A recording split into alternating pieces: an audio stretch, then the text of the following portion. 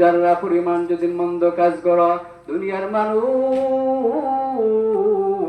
কিয়ামতের দিন তুমি অনুপরিমাণ মন্দ কাজ করলেও সেগুলো দেখতে পারবা। এজন্য আমার আল্লাহ ডাক দিয়ে বলেন, ও বান্দা, আমি আল্লাহ তোকে সুন্দর করে বানাইছি। কেমন করে বানাইলাম?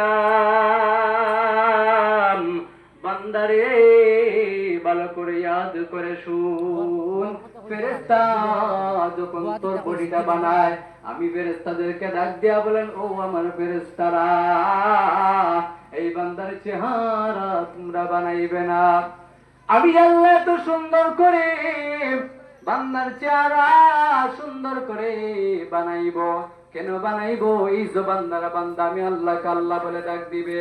আমি আল্লাহ কি সুন্দর বান্দার হাত দান করলাম, আমি আল্লাহ কি সুন্দর বান্দার পাও দান করলাম।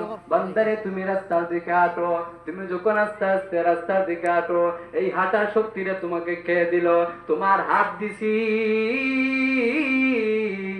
আমি আল্লাহ, কেমন মায়ার আল্লাহ। এই হাত যে তোমার আমি দিলাম, এই হাতগুলো আঙ্গুলগুলো সোজা রাখতে পারতাম, আমি আল্লাহ নাট ফিটিং কইরা এই আঙ্গুলগুলো নাড়াচড়া করার জন্য দিলাম। তুমি খাবার খাইবা,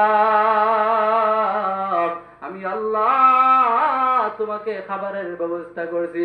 বান্দারে আঙ্গুল নাড়াই নাড়াই তুমি খাবার খাও।